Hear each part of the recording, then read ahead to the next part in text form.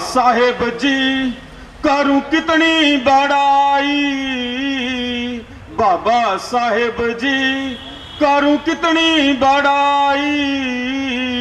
दुनिया भर में मारी कौम की, दुनिया भर में मारी कौम की शान बढ़ाई। बाबा साहेब जी करूं कितनी बड़ाई। पहले स्टैंजा में मैंने डॉक्टर बाबा साहब अम्बेडकर को फिजिकली डिस्क्राइब किया है कि वो फिजिकली कैसे थे। नीला रंग आंखें का तो हम नयो प्यारा से, तेज तेरे माथे का सब नयो भारा से, ऊंचा लंबा कद तेरा सब तयो नारा से, ऊंचा लंबा कद तेरा सब तयो नारा से। बाबा साहेब जी करूं कितनी बड़ाई, बाबा साहेब जी करूं कितनी बड़ाई। दुनिया भर में मारी कौम की, दुनिया भर में मारी कौम की शान बढ़ाई। बाबा साहेब जी करूं कितनी बड़ाई। आज हम जो भी कुछ हैं डॉक्टर बाबा साहब अम्बेडकर की वजह से हैं।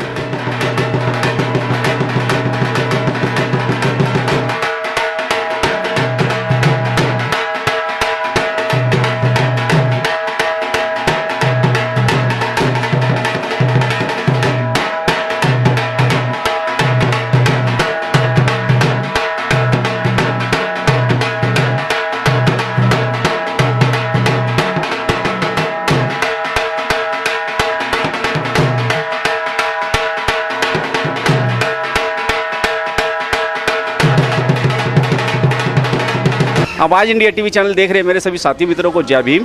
मैं आज आपको लेके आया हूँ 26 अलीपुर बाबा साहब के घर पे, जहाँ बाबा साहब ने, मैं आपको बताना चाहूँगा कि 1 नवंबर 1951 से लेके महापरिनिर्वाण प्राप्ति तक 6 दिसंबर 1956 तक यहाँ पे रहे हैं बाबा साहब इस अपनी कोठी के अंदर। और इस समय के बीच में बाबा साहब ने जो हमको एक धार्मिक पुस्तक दी, वो बहुत ही महत्वपूर्ण पुस्तक थी, भगवान बुद्ध और उनका धर्म। और इस जगह पे आज एक बहुत बड़ा धर्म क्रांति आयोजन भी किया गया है उदय ग्रुप के माध्यम से। और उदय ग्रुप ने जो प्रोग्राम का आयोजन किया है उसमें कम से कम 15 राज्यों से लोगों ने यहाँ पे पार्टिसिपेट किया है, जिसमें मुख्य अतिथि हनुमंत उपरे जी हैं। और इस 26 अलीपुर को जो बाबा साहब का परिनिर्वाण स्थल है, पूज्य स्थल है हमारा जो है, यहाँ पे कोई भी प्रोग्राम नहीं लगता है। लेकिन उदय ग्रुप ने पहली बार ऐसा प्रयास किया है कि 14 अक्टूबर वाला प्रोग्राम जो है यहाँ पे लगाया गया है धर्म क्रांति दिवस के रूप में। जैसे कि उदय ग्रुप इस काम को कर रहा है, तो मैं चाहूँगा कि उदय ग्रुप आने वाले समय में इस 26 अलीपुर जो राष्ट्रीय स्मारक है बाबा साहब के नाम से, इसके लिए आपकी मूवमेंट क्या काम करना है? मूवमेंट हमने इसको राष्ट्रीय स्तर पर छेड़ दिया है, जगह जगह गाँव में, और पूरे जो हमने आज 15 स्टेट के लोगों को बुलाया है। उदय ग्रुप इस मूवमेंट पे बहुत तेज़ी से काम करने जा रहा है कि बाबा साहब की जो जन्मभूमि है मऊ छावनी के अंदर, या इसके अलावा दीक्षा भूमि नागपुर के अंदर है, वो भी बहुत भव्य तरीके से बनी हुई है। इसके अलावा दादर चौपाटी पे जो है, जो अपनी बाबा साहब की परिनिर्वाण भूमि है, उसी तरीके से हमें कुछ लोगों के माध्यम से पता लगा कि आने वाले टाइम में उदय ग्रुप इस 26 अलीपुर को भी उसी भव्य स्मारक के रूप में बनाना चाहता है। आप उसमें कैसे विचार? बिल्कुल, मैं अभी हमारा जो अम्बेडकर फाउंडेशन है उनके डायरेक्टर साहब से बात हुई है और उन्होंने बिल्कुल पॉजिटिव रूप से हमें बताया है कि बहुत जल्दी इसको भव्य रूप एक दिया जाएगा। एक स्मारक का जो असली रूप है, जो राष्ट्रीय स्मारक के काम होते हैं, वो यहाँ पर दिए जाएंगे। तो हमें उनसे पूर्ण आशा है और हम उनको साधुवाद भी देते हैं कि उन्होंने ऐसा प्लान बनाया है और आने वाले समय में बहुत जल्दी ये यहाँ पर पूरा होगा। और यदि नहीं होता है तो इसको हम फिर जो आंदोलन बना करके एक लोगों में मुहिम छेड़ेंगे और मजबूर कर देंगे इसको राष्ट्रीय स्मारक के तरीके से ट्रीट किया जाए। मेरे साथ आवाज़ इंडिया टीवी चैनल पे आदरणीय देवकीनंदन जी थे, जो उदय ग्रुप के संरक्षक हैं।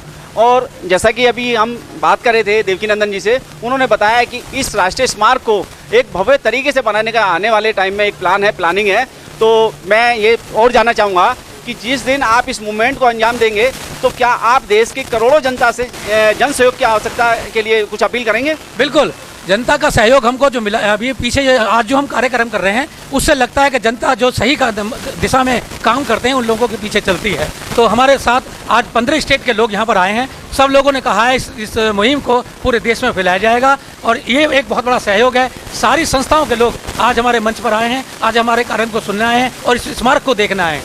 देखिए देवकीनंदन जी का मैं बहुत बहुत धन्यवाद करता हूँ कि आवाज़ इंडिया के माध्यम से इन्होंने अपनी आवाज़ को बुलंद किया, इनके कहने के हिसाब से कि इसका जो है भव्य तरीके से बनाया जाए और इसको बहुत बढ़िया तरीके से आने वाले टाइम में पर्यटक विभाग जो होता है उसके नक्शे में भी दर्ज किया जाए और राष्ट्रीय स्मारक के रूप में इसको इतिहास के पन्नों में भी दर्ज किया है, ऐसी मैं उम्मीद करता हूँ। सभी साथियों को जय भीम, नवोदय।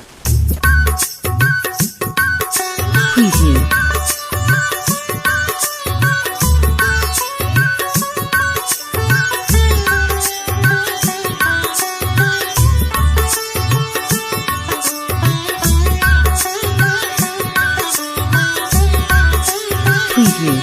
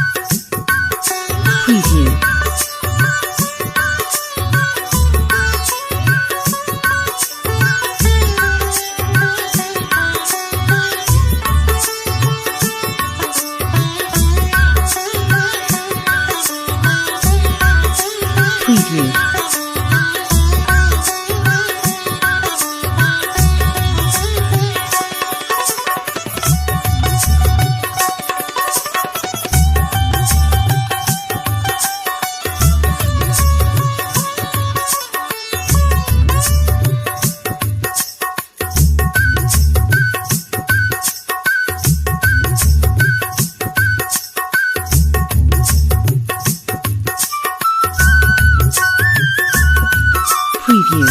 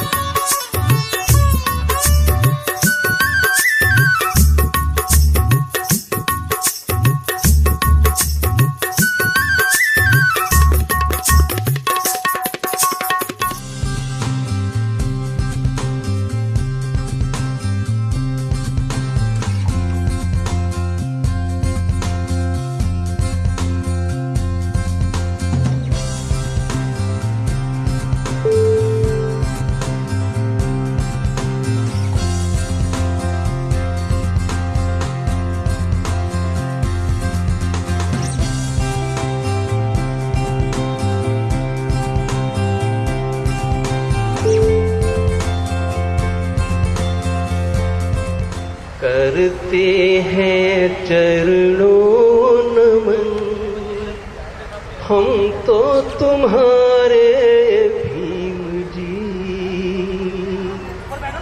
करते हैं चरणों नमन हम तो तुम्हारे भीम जी। भारत के तुम हो रतन हम तो तुम्हारे भीम जी। दुनिया के तुम हो रतन हम तो तुम्हारे भीम जी। ओ जगाया है सोया वतन हम तो तुम्हारे भीम जी। भूले तुमने राह दिखाई भूले तुमने राह दिखाई बोध धर्म की ज्योत जगाई बोध धर्म की ज्योत जगाई। वही है करुणा की पवन ओ वही है करुणा की पवन हम तो तुम्हारे भीम जी। करते हैं चरणों नमन हम तो तुम्हारे भीम जी। हम तो तुम्हारे भीम जी। हम तो तुम्हारे भीम जी।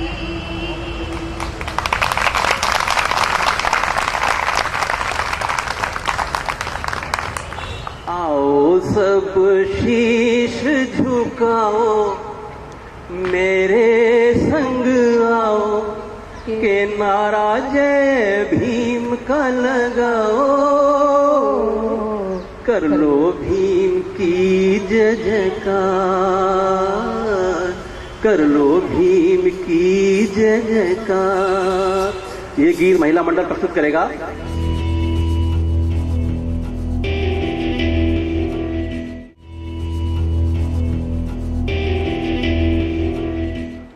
ऊंचा कोई कितना उठे ऊंचा कोई कितना उठे वो अंबर हो नहीं सकता।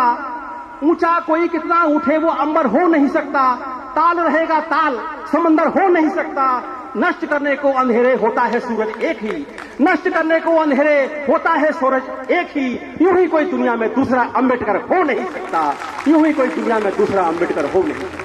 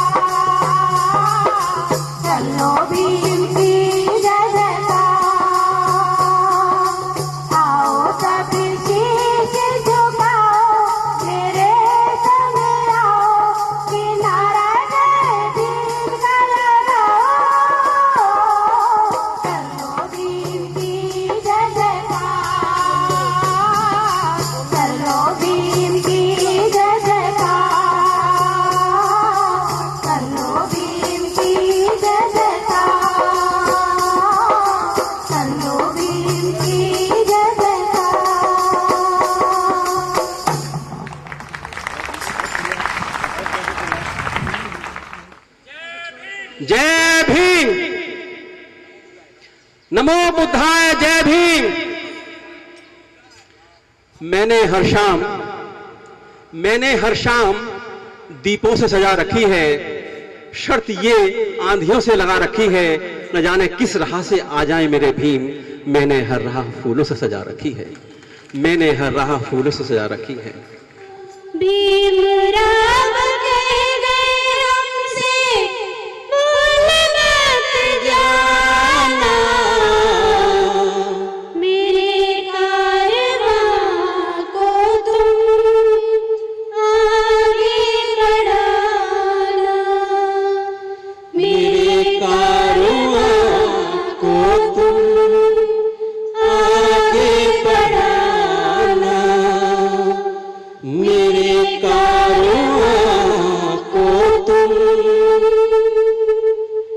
आगे बढ़ाना। जय भीम, जय भारत। अभी श्रद्धेय रमा पंचाल जो मध्य प्रदेश से आई हुई हैं, उस धरती से आपको एड्रेस कर रहा हूं जहां पे बाबा साहब रहते थे।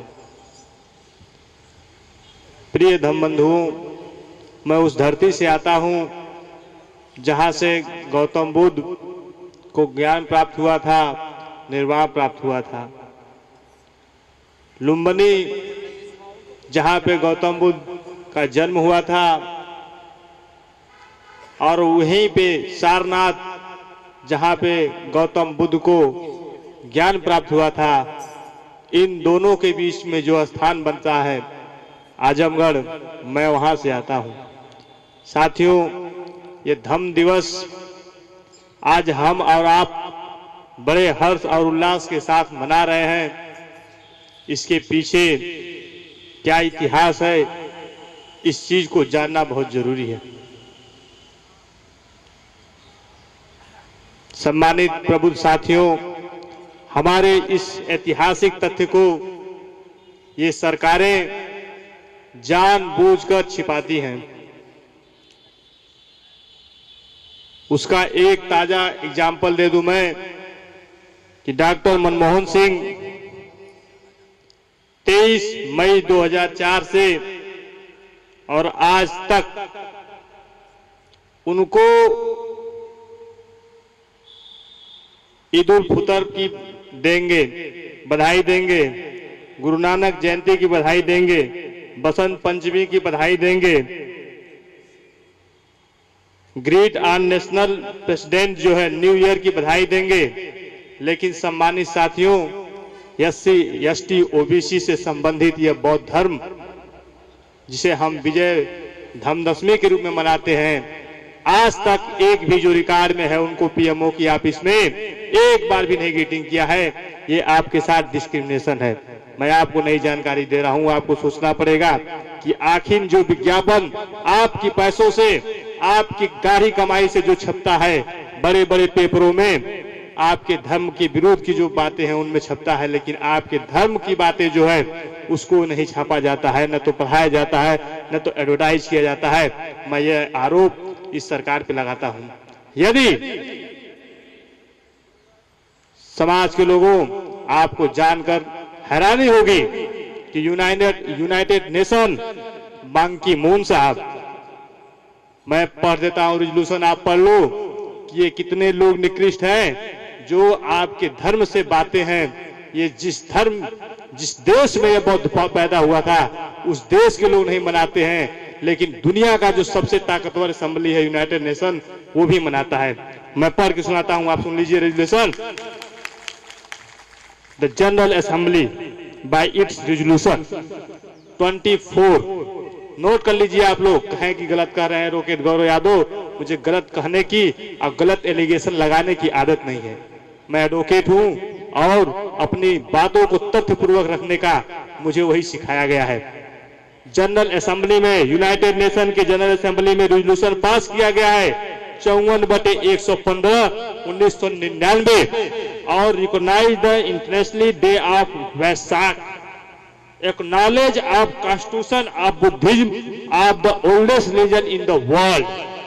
विश्व का जो सबसे पुराना धर्म है उसको यूनाइटेड नेशन मनाता है, यूनाइटेड नेशन की असेंबली बनाती है, लेकिन बड़े शेम की बात है कि जिस धर्म में 10 शिक्षापदामी था, पंचशील था, त्रिश्रर था, ज्यादा कानून की किताबें इतनी मोटी मोटी पढ़ी, हजारों किताबों की मानने की आवश्यकता नहीं है, सिर्फ पंचशील का आप पालन करना शुरू कर दीजिए, आपके अंदर देखिए नैतिक रूप से इतने मजबूत हो जाएंगे कि दुनिया की कोई ताकत आपको जो है हिला नहीं सकती है।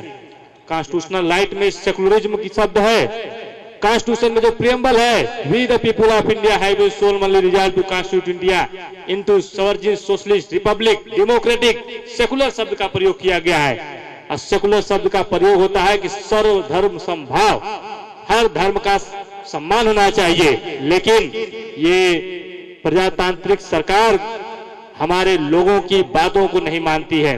हमारे लोगों के बौद्ध धर्म से जो संबंधित दिवस होते हैं, जो छुट्टियां होती हैं, उनको सरकारी पेपरों में, उनको सरकारी टेलीविजनों पे विज्ञापन नहीं किया जाता है। ये हमारे अवेयरनेस को दूर करने का प्रयास किया जाता है। लेकिन मुझे खुशी है कि जिस उदय ग्रुप का मैंने गाजियाबाद में प्रथम मीटिंग को मैं अटेंड किया था, आज वो उदय ग्रुप इतना बड़ा हो गया है कि हमें सरकारी विज्ञापनों की आवश्यकता नहीं है, हम खुद अपना जो चला लेंगे।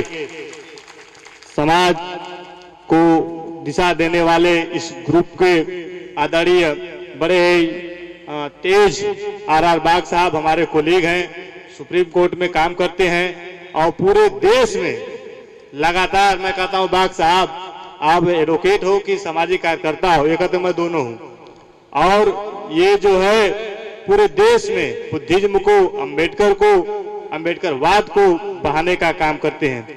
साथियों, ये जो धम्म दिवस मनाया जाता है, मैं थोड़ा आपको हिस्ट्री बता दूं पीछे का। बहुत ज्यादा तो मैं इतिहास का छात्र नहीं रहा हूं, साइंस का छात्र रहा हूं, उसके बाद LLB कर लिया हूं, ज्यादा मुझे ये पढ़ने का मौका नहीं मिला, लेकिन जाता रहता इधर उधर। तो हमारे यहाँ जो आजमगढ़ में एक लोग बताते थे कि अशोक ने जब कलिंग का युद्ध जीता, उसके बाद वो मार काट से इतना परेशान हो गया था कि राजमहल में था और शेर जैसा दहा रहा था।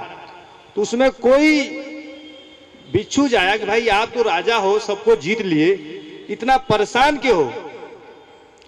तो उसे समझ में नहीं आ रहा था। तो उसी दिन सम्राट अशोक ने बौद्ध धर्म को अपनाया था और उसी दिन घोषित किया था कि ये जो है आज से विजय धम्म दशमी होगी। लेकिन ये यूरेशियन ब्राह्मणों ने आपको उलट दिया। हमारे देखिए धम्म दिवस दशमी आप कहते हो शांति का प्रतीक, उल्लास का प्रतीक। अरे भाई शांति तो हाथ में तलवार रहेगी, हाथ में बगल हुआ कटा हुआ भैंसा रहेगा जिसमें खून निकलता रहेगा, हर हाथ में हथियार रहेगा।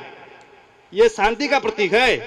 शांति का प्रतीक तो गौतम बुद्ध थे, जिन्होंने अंगुली मार जैसे खूंखार, जिसको देखने के बाद ही जो है सारे लोग डर जाते थे, और इतनी पॉजिटिव एनर्जी थी, इतनी पॉजिटिव एनर्जी थी कि अंगुली मार जैसे खूंखार आदमी को भी जो है उन्होंने बौद्ध भिक्षु बनाया। और उसको जब लड़के मारने लगे बाद में, उसका इतना अधिक परिवर्तन हो गया कि बाद में अगर वो रहता था किसी बौद्ध बिहार में तो उसको जात अंगुली मारते थे तो तब भी नहीं वो बोलता था, चोटें लग जाती थी उसको जो है।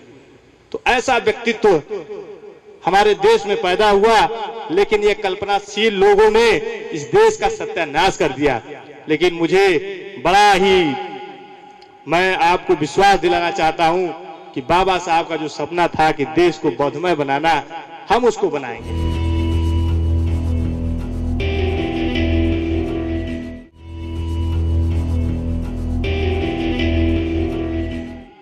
मैं आपको विश्वास दिलाना चाहता हूं कि बाबा साहब का जो सपना था कि देश को बौद्धमय बनाना, हम उसको बनाएंगे। पक्का है, यह जन्म आप लोग साथ दीजिए, इसके लिए लड़ना है।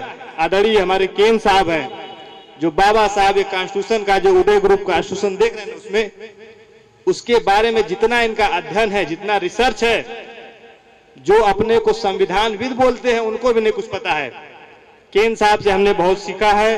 इस देश के कॉन्स्टिट्यूशन में जो हमें राइट मिला गया है उसको आपको हक चाहिए। हमें राजनेताओं ने ठगा है, लेकिन हम राजनेताओं के साथ न जाकर एक धम्म में जाएंगे।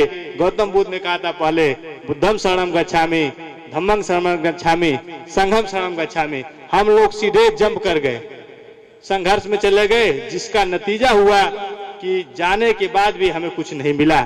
जब हम सत्ता में आए तब भी बौद्धमय कुछ नहीं बन पाया, लेकिन जब अब हम एक स्टेप से सीरीज से चलेंगे तो मुझे पूरा विश्वास है कि इस देश में बौद्धमय आएगा। यह देश दुनिया का सबसे पुराना बौद्धिस्ट कंट्री रहा है। उस बौद्धिस्ट कंट्री को बनाने के लिए, ये मैं नहीं कह रहा हूं, बांकी मून साहब बोल रहे हैं अपने जो ग्रीटिंग में, वैशाख पूर्णिमा जो मनाई जाती है उसके पहले जो दूसरे जोरीफ रिकार्ड कैलर्स जो यूनाइटेड नेशन के थे, उन्होंने भी बौद्ध धर्म के बारे में कहा था कि यह दुनिया का सबसे है।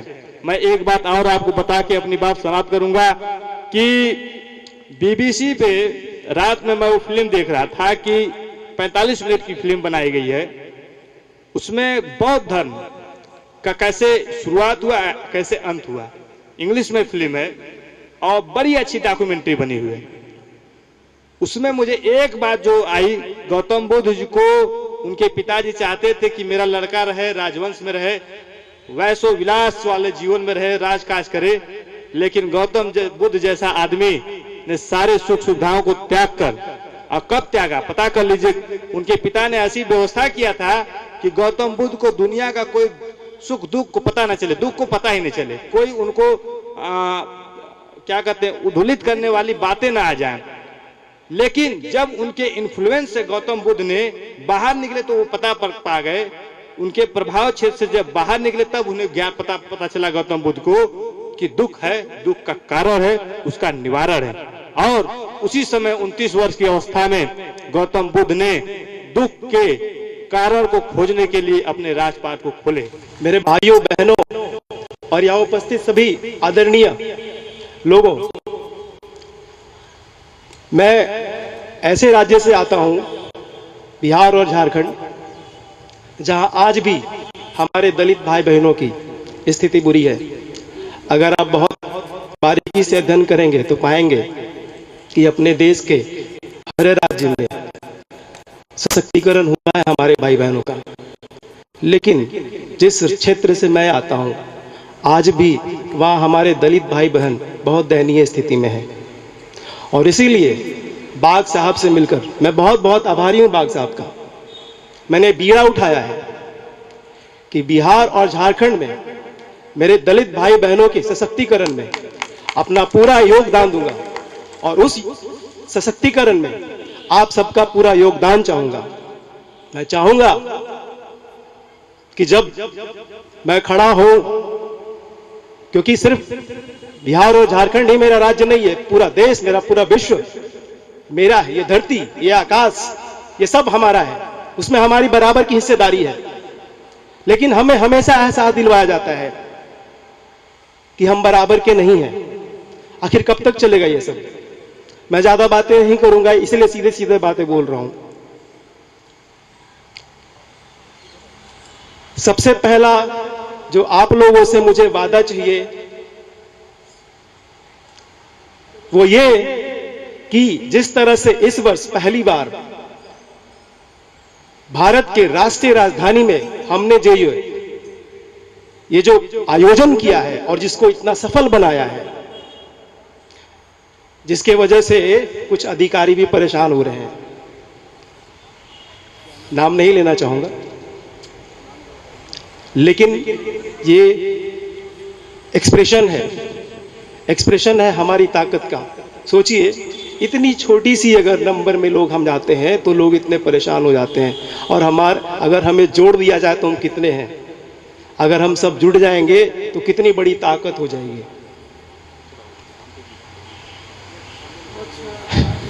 इन सब बातों के साथ एक बात और कहना चाहूंगा कि बाबा साहब के हम सब अनुयायी, उनके बच्चे, मैं उनको ग्रेटर देन गॉड कहता हूं। एक बार मेरे साथ कहेंगे आप लोग? Our Baba Saheb is greater than all gods. Yes, सभी भगवानों से सबसे बड़ा भगवान कौन? बाबा साहब। सभी भगवानों से बड़ा भगवान कौन? बाबा साहब। हम बाबा साहब के वो शेर हैं जो जाग जाएंगे। ये दे आर स्लीपिंग टाइगर्स।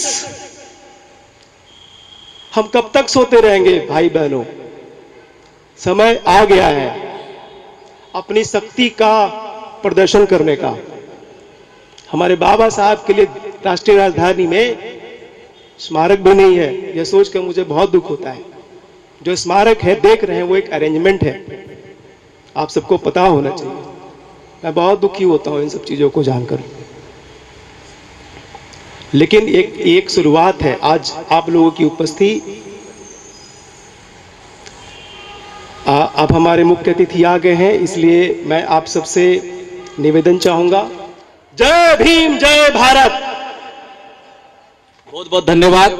अभी हमारे मुख्य अतिथि हनुमान दुपरे साहब, ओबीसी सत्य शोधक समाज, उनका टारगेट है कि प्रबुद्ध भारत बनाना है। अभी 5 लाख लोगों का टारगेट है महाराष्ट्र के अंदर कि 5 लाख बुद्धिस्ट बनेंगे। कृपया भगवान बुद्ध के सामने आ जाएं आप प्लीज। और अभी दीप प्रज्वलन करेंगे हमारे मुख्य अतिथि। बाबा साहब डॉक्टर बी आर अम्बेडकर, बाबा साहब डॉक्टर बी आर अम्बेडकर, बाबा साहब डॉक्टर बी आर अम्बेडकर। भगवान बुद्ध की, भगवान बुद्ध की, भगवान बुद्ध की, भारत के मसीहा की, संविधान के निर्माता की, संविधान के निर्माता की, बाबा साहब डॉक्टर बी आर अम्बेडकर, बाबा साहब डॉक्टर बी आर अम्बेडकर, बाबा साहब डॉक्टर बी आर अम्बेडकर, बाबा साहब डॉक्टर बी आर अम्बेडकर। जब भीम का नारा गूंजेगा दुनिया के कोने कोने में। मैं अनुरोध करता हूं कि कृपया एसएल धानी साहब अपना वो विचार रखें कि आज मैं उस भूमि पर आ सका हूं जहां विश्व के सबसे बड़े महान विचारक, जिनके बारे में मैंने एक पुस्तक भी लिखी है, doctor B R Ambedkar, man of the millennium for social justice. तो सामाजिक न्याय के संबंध में उनसे बड़ा आदमी मेरे अनुसार नहीं है। उनका जहाँ परिनिर्वाण हुआ था वहाँ आप लोगों के बीच अपने आप को पाकर मैं धन्य समझता हूँ। पहले मैं अपने बारे में कुछ बता दूं। मेरा नाम है डॉक्टर एसएल धनी। मैं आईएएस से 1989 में commissioner and secretary to government Haryana से रिटायर हुआ था और आज मेरी उम्र 81 से ज़्यादा है। और सर्विस में रहते हुए भी मैंने बहुत किताबें लिखी, उसके बाद भी ये चिंतन चलता रहता है। और पढ़ाई के बारे में मैंने सोचा था कि डॉक्टर अम्बेडकर मेरे आदर्श होने चाहिए। तो जब मैं सर्विस में पहले पीसीएस में आया तो सिंपल ग्रेजुएट था, लेकिन जब मैं डॉक्टर अम्बेडकर का नाम सुनता था और उनके नाम के साथ डॉक्टर शब्द लगा हुआ देखता था तो मेरे मन में एक इच्छा पैदा हुई कि मैं भी ऐसा कभी बन सकूं। तो उसके बाद मैंने पहले masters diploma in public administration Indian institute of public administration किया। उसके बाद एलएलबी किया 1971 में। उसके बाद first class MA in ancient Indian history and culture and archaeology Kurukshetra university से किया। एलएलबी मैंने पंजाब यूनिवर्सिटी से किया था। और 1989 में जिस वर्ष में रिटायर हुआ उसी वर्ष मुझे पीएचडी की उपाधि दी गई थी और मेरा सपना पूरा हुआ था। अगर डॉक्टर अम्बेडकर का आदर्श मेरे सामने नहीं होता तो मैं अपने नाम के साथ कभी डॉक्टर लगाने की सोच भी नहीं सकता था। इसलिए मेरा एक अनुरोध तो ये है कि आप सपने देखें, बहुत ऊंचे सपने देखें, और अगर आप ईमानदारी से सपने देखते हैं और ईमानदारी से जो कुछ जितने आपके बस में है उतना कर सकते हैं तो वो सपने अवश्य ही पूरे होंगे। ये मेरा आपसे अनुरोध है। आज का विषय है व्यक्तिगत, पारिवारिक, सामूहिक तथा राज्य स्तरीय, देशीय, यहाँ तक कि संसार भर के हर प्रकार के दुखों को दूर करने में भगवान बुद्ध द्वारा बताए गए मार्ग की उपयोगिता और सार्थकता। विचार व्यक्त करने से पूर्व मैं उन लोगों की संभावित शंकाओं पर कुछ कहने की आज्ञा चाहूँगा कि यदि सारे संसार ने आज तक बुद्ध धर्म को औपचारिक तौर पर नहीं अपनाया है तो क्या पहले सारे संसार में बुद्ध धर्म को लागू करना अनिवार्य न होगा? और यदि ऐसा है तो इस समय या आज के युग में यह किस प्रकार संभव है कि भगवान बुद्ध के मार्ग से सारे संसार को अनेक प्रकार से दुखों का अंत किया जा सकता है, जिनमें आध्यात्मिक, आदि भौतिक और आदि दैविक दुख भी शामिल हैं। इसका सीधा सा उत्तर भगवान बुद्ध के उस संदेश में छिपा हुआ है जिसके अनुसार उन्होंने ये कहा था कि अपने दीप आप बनो। उनका यह आदेश उस समय दिया गया था जब बुद्ध धर्म को औपचारिक तौर पर प्रतिपादित भी नहीं किया गया था, फिर भी भगवान बुद्ध अपने प्रवचन देते रहते थे और उनके सुनने वालों में श्रवण और ब्राह्मण दोनों ही होते थे। उसी प्रकार से आज भी बुद्ध की विचारधारा का प्रचार यदि कोई चाहे तो किसी के सामने भी कर सकता है। जो उसको सुनता जाएगा वह अपना दीपक आप बनने के सिद्धांत पर इस बारे में अपना सकारात्मक निर्णय स्वयं ही लेता जाएगा। इस स्थल पर एक और बात अवलोकनीय है। बोधिसत्व बाबा साहेब डॉक्टर अम्बेडकर ने बुद्ध धर्म की औषधि मुख्यतया उन दबे कुचले लोगों के लिए तैयार की थी जिन्हें स्वतंत्रता से पहले डिप्रेस्ड क्लासेस कहा जाता था और जिनको आज मुख्य रूप में दलित या अनुसूचित जातियां तथा जनजातियां कहा जाता है। बाबा साहेब ने सबको मानवाधिकारों को दिलाने के लिए क्रांतिकारी अभियान, मूल रूप में डिप्रेस क्लासेस के लिए सफल अभियान आरंभ किया था, लेकिन चूंकि वे श्रेणियां समाज में सबसे नीचे दर्जे पर थीं और उनको वे मानवाधिकार 1932 में मिल चुके थे, तो स्वभावतः वे अधिकार अदर बैकवर्ड क्लासेस और ओबीसीज अर्थात अन्य पिछड़ी श्रेणियों को भी आज़ादी यानी मिलने के पश्चात उनको वंचित नहीं किया जा सकता था, जिनको हिंदू धर्म में शूद्र कहा जाता है। यह सर्वविदित है कि हिंदू वर्ण व्यवस्था के अधीन शूद्रों को हर प्रकार से सामाजिक, राजनीतिक और शैक्षिक अधिकारों से वंचित रखा गया था। ऊपर के 3 वर्णों में से केवल ब्राह्मण को ही 100% अधिकार प्राप्त थे। उनसे नीचे के एक वर्ण अर्थात क्षत्रिय को शस्त्र धारण और ब्राह्मणेतर ब्राह्मणों के अलावा जो लोग थे उन पर शासन करने का अधिकार था। इसका मतलब राजा ब्राह्मणों के ऊपर किसी प्रकार की कोई शक्ति नहीं रखता था, परंतु क्षत्रिय को शिक्षा देने जो ब्राह्मण का अधिकार था, दान और दक्षिणा लेने का अधिकार नहीं था। वैश्य वर्ण को ऊपर वाले 2 वर्णों के अधिकार हासिल नहीं थे। वैश्य केवल व्यापार और पशुपालन कर सकता था। चौथा अर्थात शूद्र हर प्रकार के अधिकारियों से वंचित था और इसे अन्य 3 वर्णों की बिना वेतन के सेवा करने पर मजबूर किया जाता था। यह दर्शनीय है कि भारत में सदियों से ऊपर के 3 वर्गों की जनसंख्या 10% से अधिक नहीं रही है और शूद्र या आम लोगों की जनसंख्या सदैव 90% रही है। और इस बारे में आगे भी विचार आ सकता है, लेकिन जो मैं कहना चाहूँगा कि हम आम तौर पर सुनते हैं कि दलितों को या जो भी दबे कुचले लोग हैं उनको मुख्य धारा में शामिल करना चाहिए।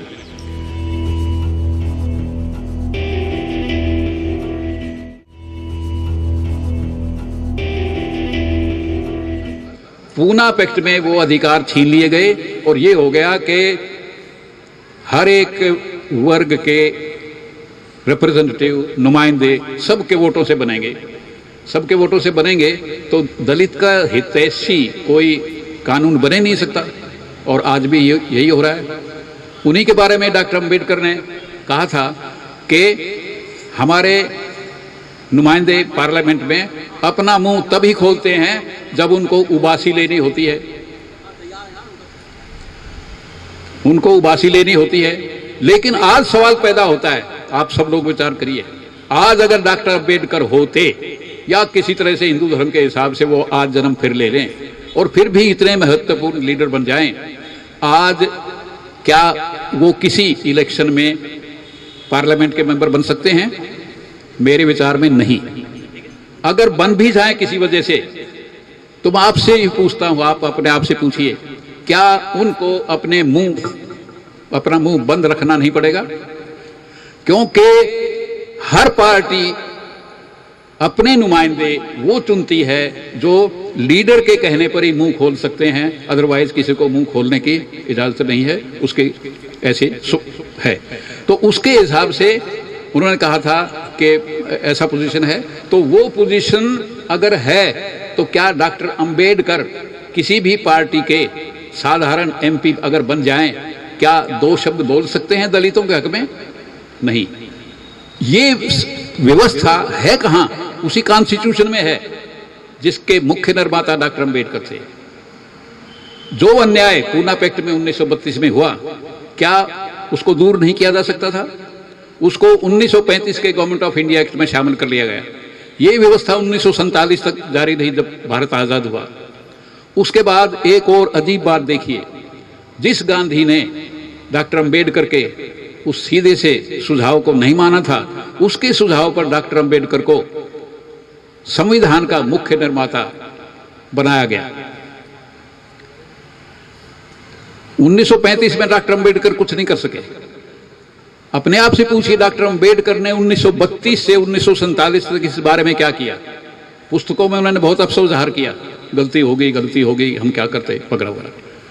लेकिन जब वो कॉन्स्टिट्यूशन के मुख्य निर्माता हुए, मैं अपने वकील साथियों से पूछता हूं कि पार्लियामेंट्री जो स्टडीज यानी रिपोर्ट्स हैं स्पीचेस की, वही नहीं जो डॉक्टर अंबेडकर के सिलसिले में, कहीं भी आप किसी की ड्यूटी लगाइए, आपके पास है तो लगाइए, उसमें जरा खोजने की कोशिश कीजिए कि 1932 के अन्याय को दूर करने के लिए किसने क्या कहा और कब कहा।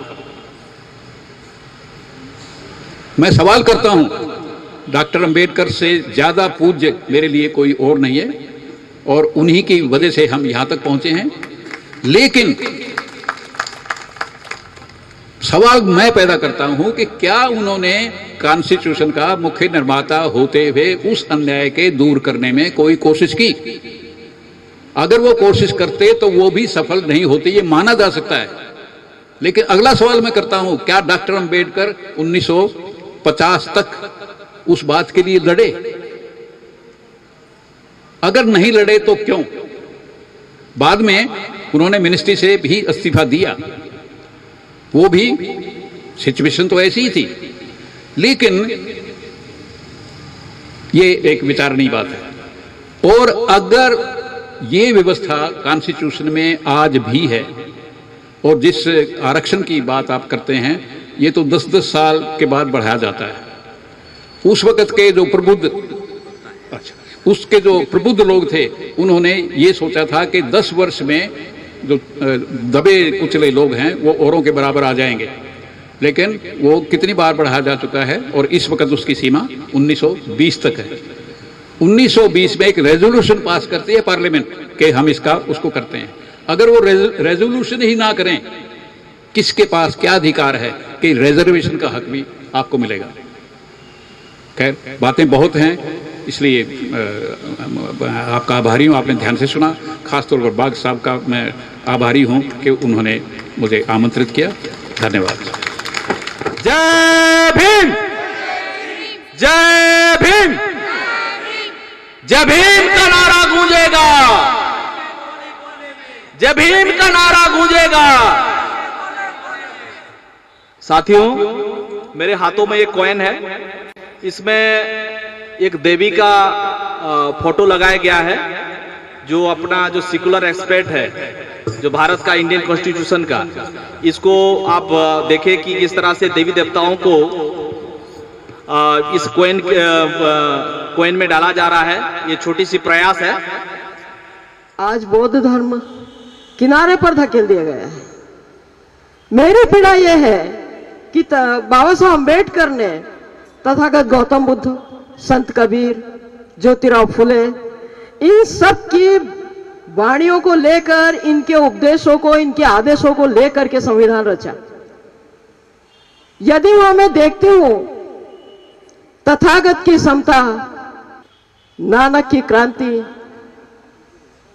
कबीर का आंदोलन, ये कहीं भी पीछे नहीं है उस संविधान में। संविधान में हर चीज को लेकर के लिखा गया है। मैं आपका ध्यान 1378 की तरफ ले जाना चाहती हूं। उस समय तक यह देश बौद्धों का देश था। क्या हुआ? जब मुस्लिम लोगों ने यहां आक्रमण किया, उन्होंने हारे हुए लोगों के लिए, जो हार चुके हैं, उनको, उन लोगों के लिए हीन शब्द वापरा, हिंदू, जो हमसे हारे हैं। और उन हारे वाले लोगों के ऊपर जजिया कर लगाया था। यदि इतिहास के विद्यार्थी हम रहे हैं तो हमें मालूम होगा, वो जजिया कर को नकारने के लिए हम लोगों ने आंदोलन किया था, बुद्धिस्टों ने। क्योंकि ब्राह्मण लोगों ने कहा था मुसलमानों को कि भाई तुम्हारे पहले तो हम लोगों ने इनके ऊपर शासन किया है, आर्य लोगों ने, समझ गए होंगे मेरी बात को। हम लोगों ने आकर इन लोगों को हराया था, अब तुम लोगों ने हराया है, तो पहले हम आए, इसलिए हम तुम्हारे बड़े भाई, तू हमारे छोटे भाई, तो इसलिए हमें मुक्त करो जजिया कर से। और ये जितने लोग हैं, धनी मानी श्रीमंत, इन लोगों के ऊपर ये जजिया कर लगना चाहिए। हम बुद्धिस्ट लोग बहुत श्रीमंत थे, जमीन जायदाद के, राजपाट के मालिक थे। जब उनके दिमाग में ये बात लाई गई तो उन्होंने कहा कि बात तो सच है, जो श्रीमंत है, धनवान है, जमीन जायदाद है, जिनके पास जो राजे महाराज हैं, उनके ऊपर लगना चाहिए। तो हमारे बुद्धिस्टों में से प्रतिनिधि मंडल गया था और उस प्रतिनिधि मंडल ने कहा था कि यह बात जरूर है कि हम हारे हैं, लेकिन हमें यह बताया जाए कि हारा कौन है। हम हारे हैं क्या? यहां की जनता हारी है क्या? ये मुट्ठी भर क्षत्रिय लोग हारे हैं। हमारे हाथ में तो हथियार भी नहीं, हम तो शास्त्रविहीन कर दिए गए हैं। तो हम हारे हुए कैसे हो गए? और यदि हम हारे हुए नहीं हैं तो हमारे ऊपर जजिया कर क्यों लगाया जा रहा है? हम बहुत परेशान हो गए हैं। यदि हमारे ऊपर जजिया कर लगा तो हम इसी राजमहल के सामने आत्मदाह कर लेंगे। और आत्मदाह करने की पूरी तैयारी कर ली गई थी। ये समस्त बातें, ये सारे वृत्तांत आपको लोक साहित्य में मिलेंगे। जब लकड़ियां लाकर डाल दी गई, हमारे बुद्धिस्ट लोग मरने को तैयार हो गए। तो जब नीचे से लकड़ी लगाई गई, जलाई गई, धुआं होने लगा। मुगल बादशाह ने कहा कि धुआं कहां से आ रहा है? तो बोला आपके राजवाड़े के सामने बुद्धिस्ट लोग, जिनके ऊपर जजिया कर लगाया है, इन लोगों के कहने पर वो लोग आत्मदाह करने के लिए तैयार हो गए हैं, इसलिए धुआं वहां से उठ रहा है।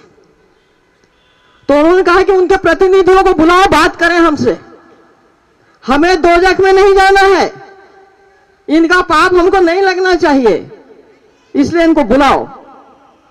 हमारे बुद्धिस्ट लोगों का प्रतिनिधि मंडल बादशाह से जाकर मिला और उन्होंने कहा कि हम बहुत त्रस्त हो गए इस ब्राह्मणवाद से, हम तो अब मरेंगे, हमें जजिया कर भी नहीं देना और हमको इनका जो अन्याय अत्याचार है उसको भी सहन नहीं करना है, तो हमारा आत्मदाह करना उचित है। तो तुगलक ने कहा, फिरोज शाह तुगलक ने कहा कि मरते क्यों हो भाई? यदि तुम कोई अपमानित करते हैं, जलील करते हैं, तो तुम हमारे साथ आओ ना, क्यों बैठे हो वहां इनके पास में? छोड़ो इनको, मानवता का धर्म अपनाओ, बराबरी का धर्म अपनाओ, हमारे बीच में भाईचारा है। तो साथियों, उस समय हम बुद्धिस्ट लोगों ने बड़े पैमाने पर धर्मांतरण किया था, जो साइलेंट धर्मांतरण कहलाया था, साइलेंट धर्मांतरण। और उसके बाद इतिहास में वृत्तांत आता है दास युग का, दास सल्तनत का। और वो दास सल्तनत और कोई नहीं, इन ब्राह्मणों ने हमको वो दास शब्द दिया और वो दास सल्तनत यहां पर चली। हमने फिर भी राज किया, दास सल्तनत के नाम से किया, लेकिन हमने सल्तनत अपनी चलाई।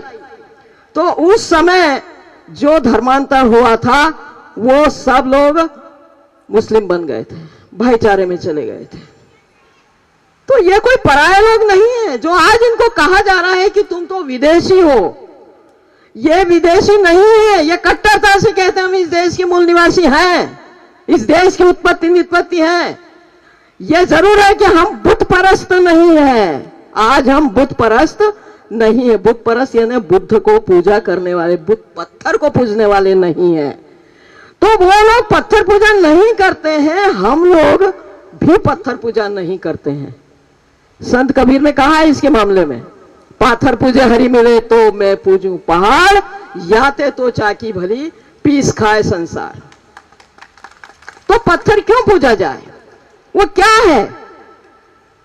जीते जी को, जीते बाप को दंगम दंगा और मरे पाछे गंगा जी पहुंचावे।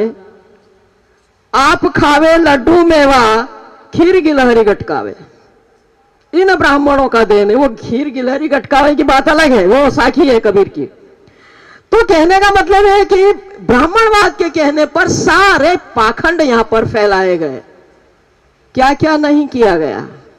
इनकी फुकट की रोटी बची रहे, न बोना पड़े, न गोड़ना पड़े, न उफनना पड़े, न कुछ करना पड़े। फुकट में हमको दो दान, वो दान लेकर के इनका सब चलता है। सवेरे से लेकर शाम तक झूठ बोलते हैं, जन्म से लेकर मरण तक झूठ बोलते हैं, भगवान का नाम लेते हैं और भगवान को बताते ही नहीं है। बड़ी परेशानी भाई। तो ऐसे लोगों के कारण ये देश बिगड़ा। इस देश के जो मूल निवासी थे, मूल बासिंदे थे, आदि निवासी थे, उन लोगों को दास बनाया, उनकी शिक्षा से वंचित किया और उनको फिर जाकर के अब अछूत और अब तुम शूद्र बन गए। तो साथियों, हमें अपना इतिहास जानना पड़ेगा। धम्म क्रांति जानते जानते धम्म क्रांति करने के लिए हमें अपना ओल्ड इतिहास, प्राचीन इतिहास जानना पड़ेगा। और वह प्राचीन इतिहास में हमारे नेता लोग मिलते हैं, हमारे राजा महाराजे मिलते हैं। यदि मैं ये कहूं कि बलि का राज बहुत अच्छा था, किसी तरह का दुख दारिद्र्य नहीं था, तो फिर वामन ने उसके राज को क्यों छला, क्यों लूटा? 3 पांव जमीन मांगी थी, पूरे देश की जमीन पर कैसे अधिकार कर लिया? क्यों कर लिया? क्या कारण था?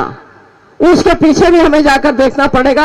डॉक्टर अंबेडकर ने कहा है कि जितना इतिहास मैंने लिख दिया है, don't repeat it, don't repeat it. यदि आपको इतिहास में जाना है तो मेरे लिखे के पीछे जाइए, आप मेरे लिखे को मत दोहराइए। और इस कारण हमारे इतिहासकारों ने पीछे जाकर देखा तो पता लगा कि आज का जो शूद्र, आज का जो वंचित, आज का जो अछूत है, वो वहां राजा महाराजा बन के राज कर रहा था। और आज ये हालत हो गई कि हम अपनी पुस्तक नहीं छपा सकते हैं। हमें इतना परेशान कर दिया, हमें इतना गरीब बना दिया कि आज हम कुछ बोल नहीं सकते हैं। You should read transfer of power, transfer of power. सत्ता का हस्तांतरण हुआ है 14 अगस्त 1947 को।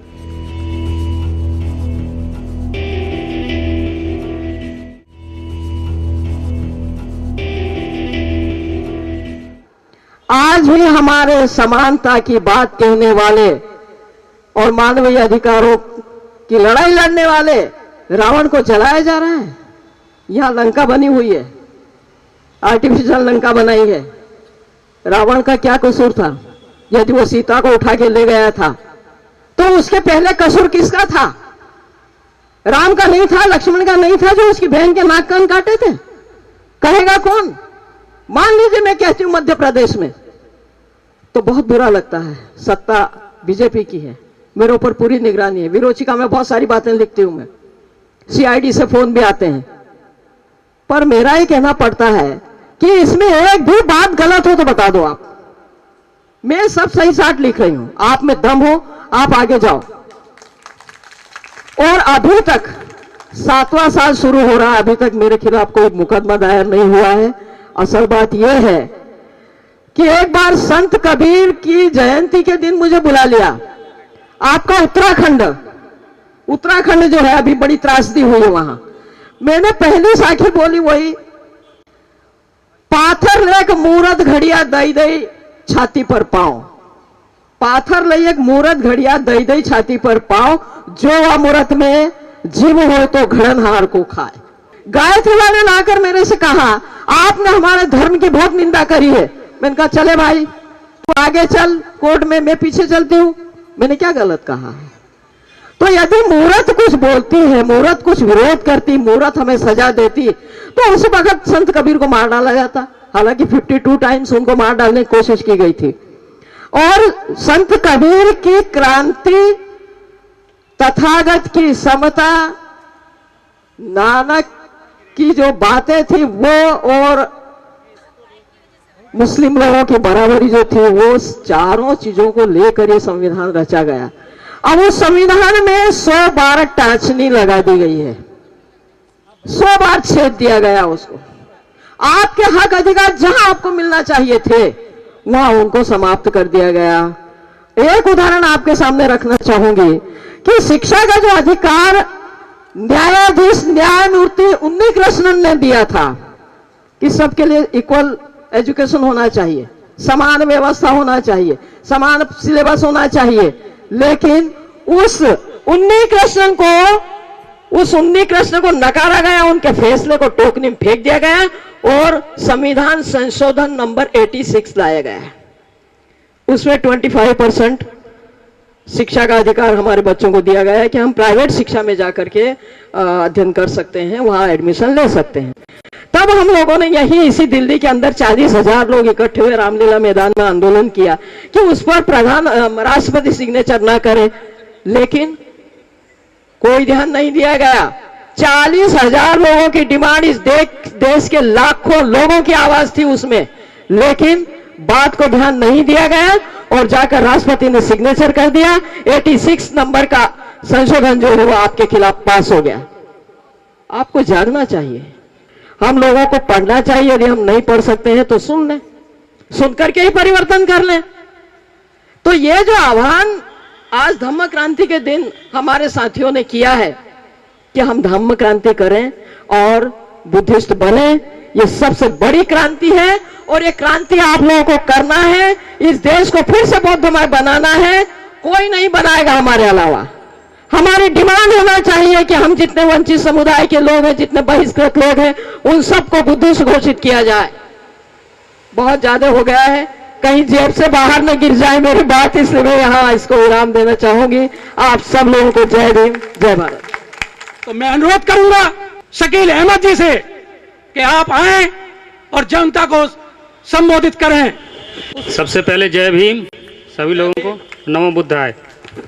मंच पे बैठे हुए आदरणीय सभी लोगों को मेरा प्रणाम और जय भीम। मैं बिहार से बिलोंग करता हूं और बिहार में मेरे दादा ने धर्म परिवर्तन किया था। उससे पहले वो भी हिंदू समाज के ही ऐसी कैटेगरी में वो जाती है, अगर वो जो कन्वर्ट नहीं हुए हैं वो आज भी एससी में ही है। तो हमारे पिताजी शहर आए, उन्होंने यहाँ मेहनत मजदूरी करके उन्होंने आज जो कुछ भी बनाया, हमें पढ़ाया लिखाया। आज जब हमें मौका मिला उस चीज़ को समझने का कि हम कौन हैं, हमारा वजूद क्या है, हमारा इतिहास क्या है, हमने उस चीज़ को जानने की कोशिश की, उसे खंगाला, उसे देखा, तो हमने पाया कि हमारे पूर्वज भी कभी किसी समय में बौद्ध थे, जो कि बाद में इनको कन्वर्ट करके इनको सबसे नीचे डाल दिया गया। और फिर हमने सोचा कि जो हमारे साथ गलती हुई, हम क्यों ना उसको सुधार करें। और आज मैं आपके सामने हूं और आज मेरा नाम बेशक शकील अहमद है, लेकिन मैं एक बौद्ध हूं। बच्चों तक को इसी चीज़ की शिक्षा दी है। अब मैंने इस चीज़ बौद्ध धर्म में मैंने क्या विशेष पाया, हमारा अपना क्या है, तो उस छानबीन में फिर मेरे को बुद्धिज़्म की किताबें मिली, मैंने उनका अध्ययन किया। उसके बाद में बाबा साहब की किताबें मैंने पढ़ी। उसके बाद मुझे पता चला कि सच क्या है। मेरे को एक चीज़ जो कि बुद्धिज़्म में है, जिसने मुझे पूरी तरह से बदल दिया, उसमें यह है कि भगवान बुद्ध कहते हैं कि मेरी बात को भी इसलिए मत मानो कि मैं कह रहा हूँ, तुम उस पर सोचो समझो, अपना विवेक का इस्तेमाल करो, बुद्धि का इस्तेमाल करो। उसके बाद तुम्हारी बुद्धि उस चीज़ को स्वीकार करती है तो फिर तुम उसको मानो, अन्यथा मत मानो। तो मैंने ये सारी चीज़ें देख के मैं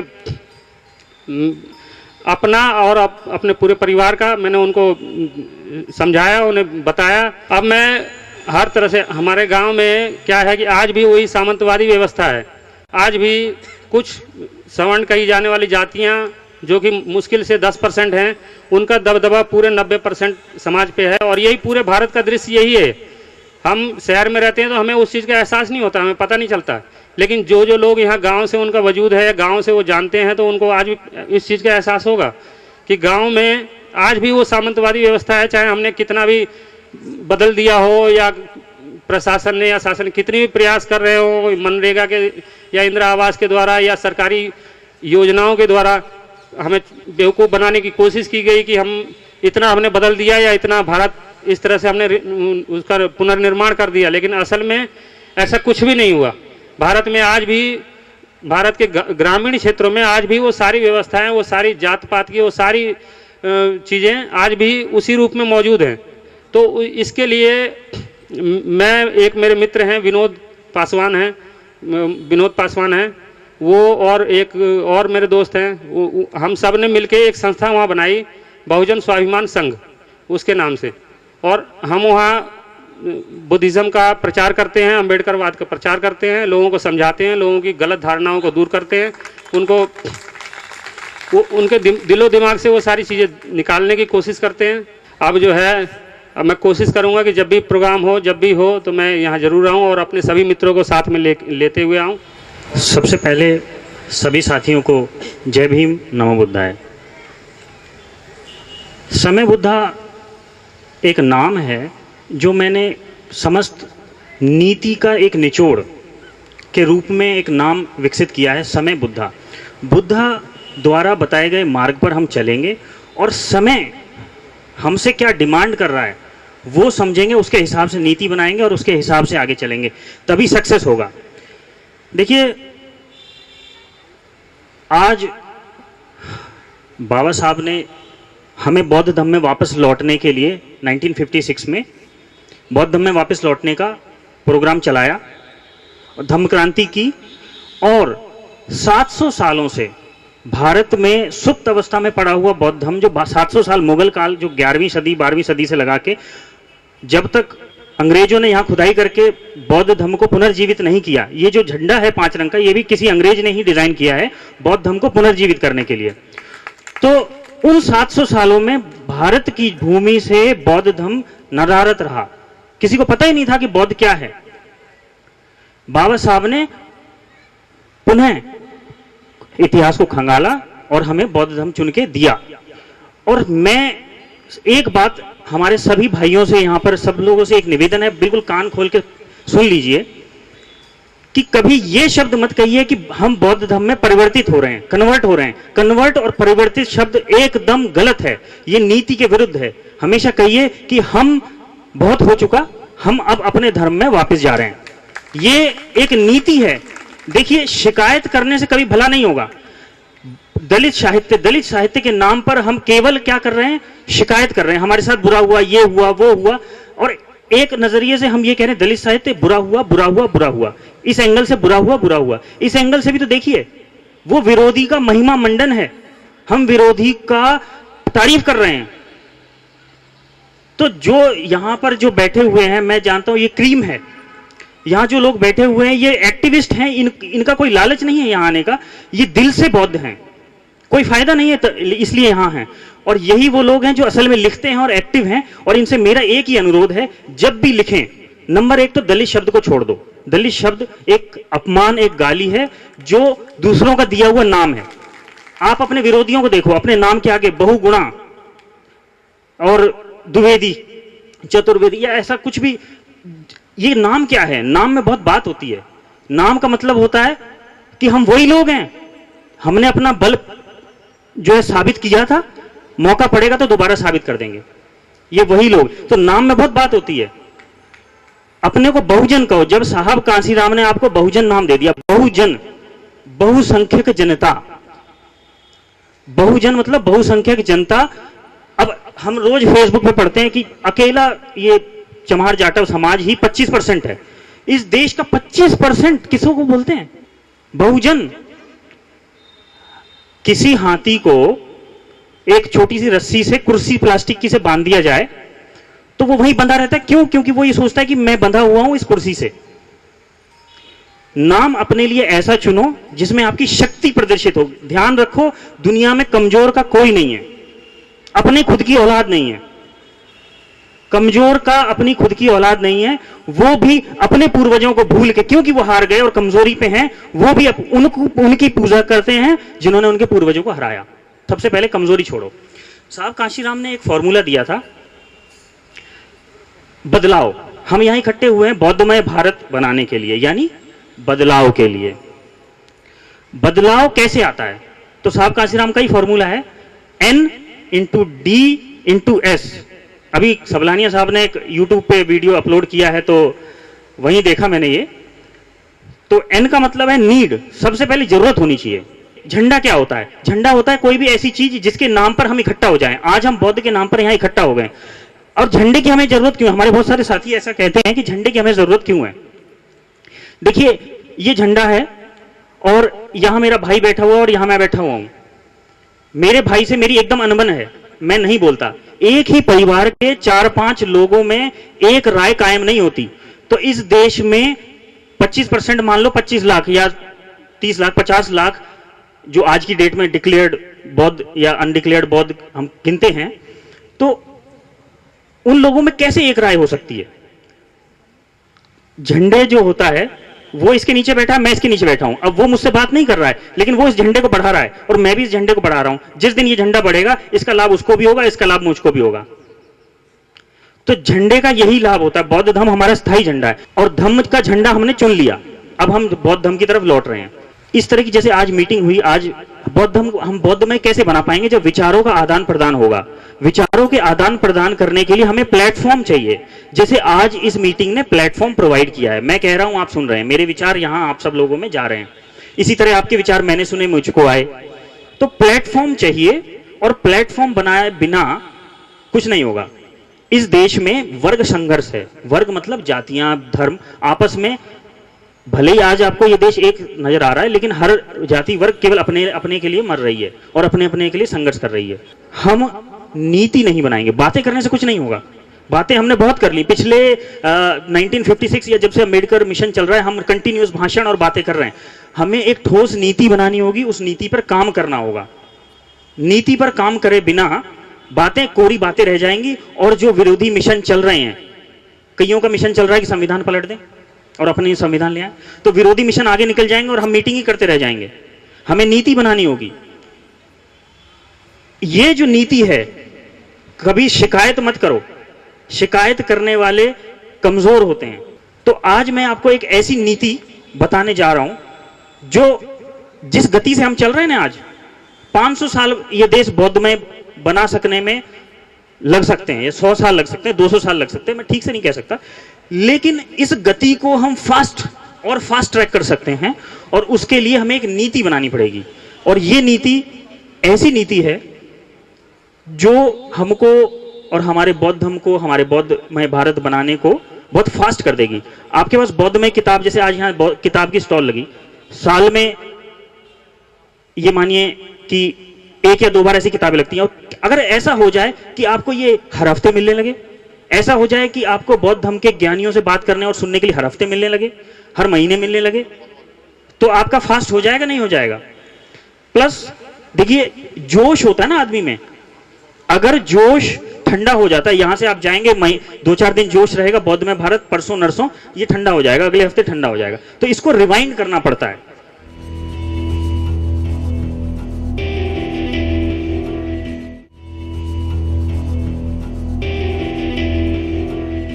हमारी जनता भगवान बुद्ध और बाबा साहब की तस्वीर तो टांग रही है, 90% जनता को आइडिया नहीं है कि उनके विचार क्या और हमें करना क्या है।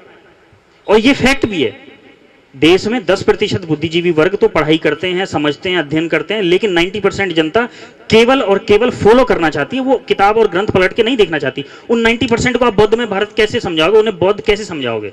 वो किताब नहीं पढ़ेंगे, आप दे दोगे वो अलमारी में सजा देंगे। वो किताब तब पढ़ेंगे जब उन्हें कोई समझाएगा। उन्हें एक जीवित गुरु की जरूरत है।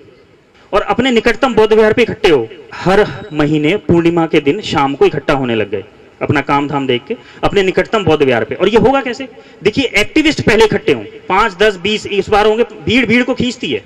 हर बार हर समय वहां पर जो भी आपको लगता है कि ये अच्छा समझाने वाला है, जरूरी नहीं बौद्ध भंते। देखिए हमारे पास ये भी लिमिटेशन है कि बौद्ध भंते कई ऐसे भी हैं जो काफी बुजुर्ग हो चुके हैं, वो समझा नहीं पा रहे हैं, और कई ऐसे यंग डायनेमिक लीडर्स हैं जो समझा पा रहे हैं, तो उनको बोलने दिया जाए, क्योंकि 90% आम आदमी केवल किताब नहीं पढ़ेगा, वो समझाने समझेगा और वो वहां आके समझेगा, और वहां पर आने का बहुत सारे कारण भी हैं।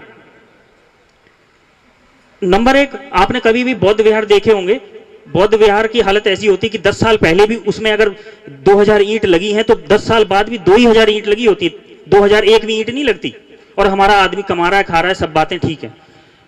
बौद्ध भंते, मैं जहां रहता हूं वहां पर बौद्ध भंते एक ऐसे हैं कि वहां धम्म में के नाम पर बिहार में झांकने नहीं जाता कोई, बिहार में झांकने नहीं जाता, वो उनको भूख लगती है तो वो बेचारे बाहर जाके भिक्षाटन करते हैं और उनको खाना दिया जाता। तो एक बात बताइए, बौद्ध भंते की बुरी हालत, जिसके कंधों पर धम्म के प्रचार की जिम्मेदारी है, वो इसकी हालत बुरी। जिस जगह जो हमारा एम्बेसी है, जैसे एम्बेसडर की एम्बेसी होती है ना किसी भी देश की, इस तरह धम्म की एम्बेसी होती है बौद्ध विहार, उसकी हालत बुरी है। तो दोनों ही, अब दोनों को क्या चाहिए? धन चाहिए। धन से धर्म चलता है, धर्म से संगठन बनता है, और संगठन से सुरक्षा होती है। ध्यान रखिए, बिना धर्म के संगठन नहीं होगा, संगठन के बिना सुरक्षा नहीं होगी, अकेले अकेले को सब मार देंगे। तो ये धन से होगा। और धन कैसे होगा? आप ज्यादा अपने पे जोर मत डालिए, आप जितनी भी तनख्वाह कमाते हो महीने का 500 रुपए कमाइए, साल का हो गया 500 रुपए निकालिए धम्म के नाम पर, और साल का हो गया 6000 रुपए। कई मामलों में ऐसा होता है कि हमें तो विश्वास ही नहीं, हम ये 6000 किसी को दे देंगे, वो खा गया अपना, उड़ा गया, तो ठीक है, मैंने आपकी भी बात मान ली, हो सकता है 6000 रुपए आप किसी को दे दें, साल के 6000 वो उड़ा जाए। इसका एक समाधान है। देखिए, जहां समस्या है वहां समाधान है। केवल ये ना कहते रहिए कि ये समस्या है, वो समस्या है, ये सोचिए कि आप बौद्ध हैं, बौद्ध का मतलब बुद्धि चलाइए, समाधान है। आप इस 6000 रुपए की कुछ प्रिस्क्राइब्ड बुक्स हैं बाबा साहब की लिखी हुई, उन्हें खरीदिए और उन्हें बांटिए। इस तरह तो आपका 6000 सही जगह लग गया। अच्छा ठीक है, वो छोड़िए, अगर 100 आदमी भी बौद्ध विहार में पूर्णिमा पे आए और आपने 100 रुपए दिए तो 10,000 हो गए। 10,000 में 2-4 हजार की बौद्ध भंते की व्यवस्था हो गई, और जो बचे 5-6 हजार, उससे आपके विहार भी बढ़ने लगा। तो जब ये बढ़ेगा, भीड़ को खींचती है, व्यवस्था खींचती है। अच्छा मंदिर देख के आपका घुसने का मन करता है, इस तरह नीरस बौद्ध विहार देख के घुसने का मन नहीं करेगा। जब आप वहां कुछ होगा तभी तो आप घुसोगे। जब वहां पैसा होगा, धन होगा, अपने आप वहां मैन पावर आएगी, अपने आप वहां विचार आएंगे, सब कुछ होगा। बिना धन के कुछ नहीं होगा। कि हम हर पूर्णिमा पे बौद्ध धर्म का, इसको बोलेंगे मासिक संगायन। संगायन मतलब मीटिंग, कॉन्फ्रेंस। हम बौद्ध धर्म का मासिक संगायन करेंगे, और यही आपके बौद्ध धर्म और बौद्धमय भारत को, जो आप सपना देख रहे, हो सकता है आपको 200 साल लग जाए, जिस गति से हम चल रहे हैं, मीटिंग साल में एक बार लेते हैं, भाई आपको गतिमान होकर चलना पड़ेगा।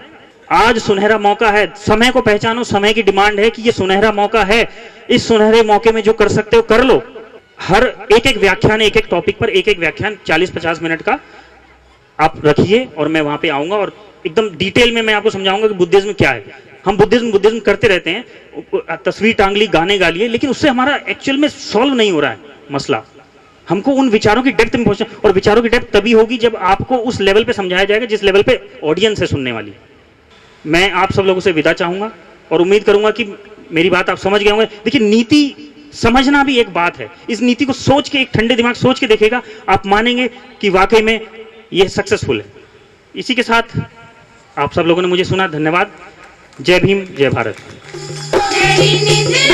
सदियों से सोए थे हम, सोए थे हम, कहीं पे सोए थे हम, गहरी निंद्रा में सदियों से सोए थे हम, गहरी